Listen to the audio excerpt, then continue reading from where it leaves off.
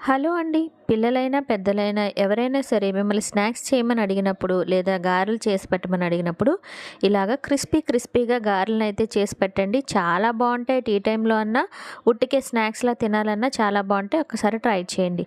ఒక కప్పు ఉప్మా రవ్వకి 2 కప్పులు వాటర్ వేసి, రుచికి సరిపడా ఉప్పు, 2 స్పూన్ల జీలకర్ర వేసి, వాటర్‌ని ఈ విధంగా మరిగిన తర్వాత, తీసుకున్న ఉప్మా రవ్వని ఫ్లేమ్ సిమ్‌లో పెట్టుకొని కొంచెం కొంచెంగా వేసుకుంటూ, ఒక 2 స్పూన్ల నెయ్యి వేసుకుంటూ ఈ ఉప్మా రవ్వ ముద్ద అనేది ఈ విధంగా పాన్ విడిపోయిన తర్వాత ఒక ప్లేట్లోకి వేసుకోండి.